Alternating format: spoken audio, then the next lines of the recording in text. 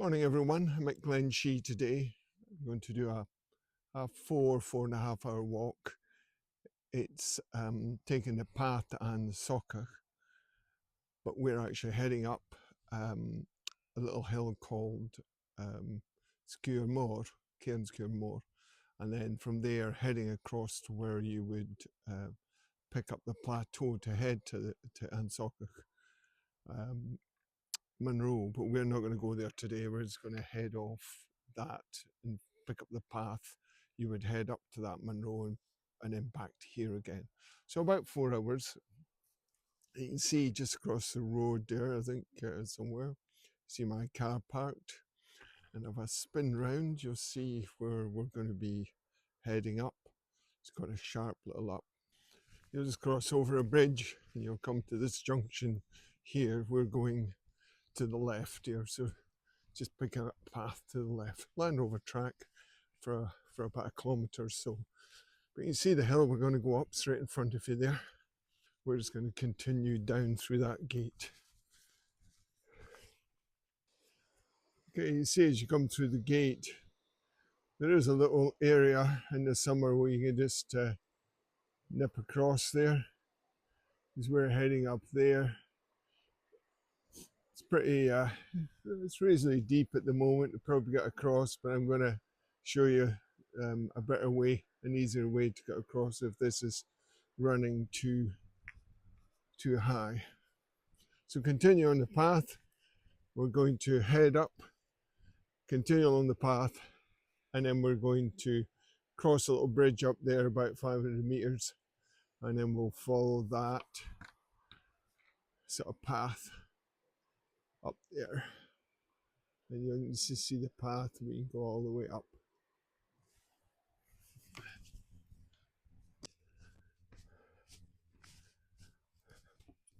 For about 500 meters, you come to the bridge, and we're going to take a right, just follow the river back round to pick up the route up to there. And just taking that bearing straight across towards the post. You see the post down there? Once you come to that, turn left, follow the stone wall. You'll come up where it ends.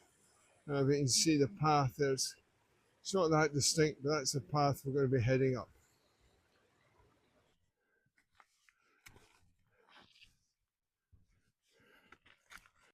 First bit is me coming up to the the first pitch, and then we'll get on to the next pitch. It's quite short, about a skin pitch up there.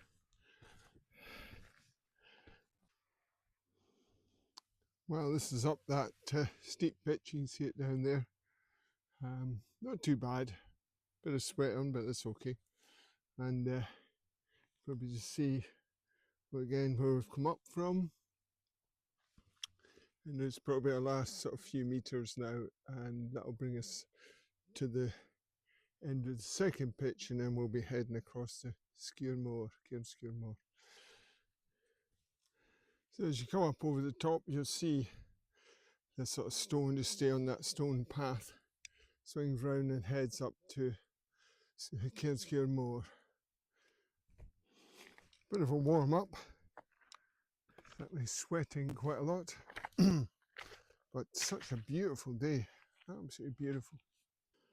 Eventually come to this lump of stones. You can go straight over the top. I'm just going to go slightly around the side and then head up. There's a bit of northerly bearing to the Sgòr Mòr.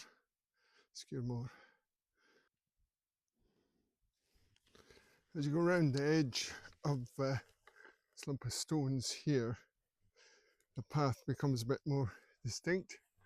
We're just going to follow this path now. It gets better and then it disappears, but you see Sgòr Mòr up there. That's where we're heading. You see that path? It's more to the right, to the edge of here. So keeping out for that, pick that up and head up to the top. This is me looking back the way we came. You can see the key is to keep to the edge, not too close, but keep to the edge. You see a lump of stones that we've seen there, and then there's the top there. I see her just sitting on a sandwich, what I probably will do now. It's just after 12. Another little cairn there, beautiful view all the way around. So yeah, very good. Lovely day as well. That's the direction we'll be heading, and that's the hill we'll be getting on top of before we come down. So it sort of drops back up flat and then back up again. Well, lovely spot for lunch. Tuna mayo, cup of tea, lovely.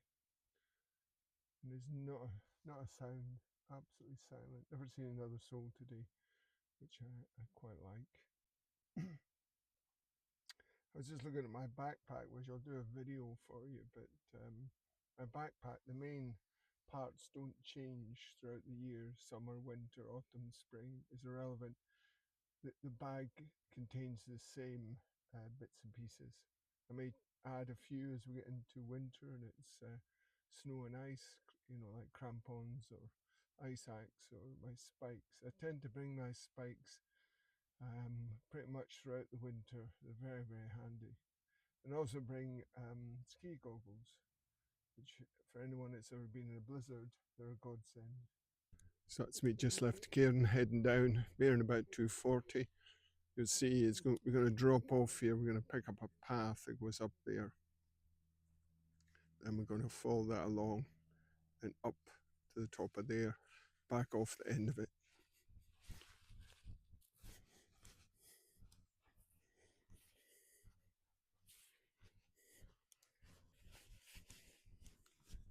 After leaving the cairn, you're about a 15-minute walk, and then you can just see ahead, you can see a sort of path snaking its way up the top there.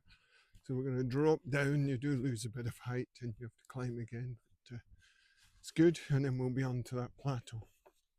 What you see behind me is the path.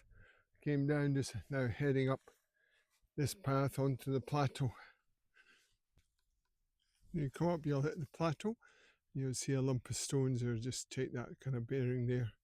You see the hill and just see the little cairn at the top that we're going to be heading for. It's a quick sweep for you. That's where we came from. Sgòr Mòr. This is coming up to the push up the hill. There's a little path up there. Just a note that I use this is an emergency exit that I know on my route, and I used it last year actually. It got to about here and the winds were so bad, it was just terrible. Sleet and wind December last year, so that was always an emergency cut down. Brings me back down to the Land Rover track. So nice point if you're ever walking. Do note points where you think you get down quickly. It's always worth it. See the path there going up. That'll bring you up to the cairn. It's just following that really.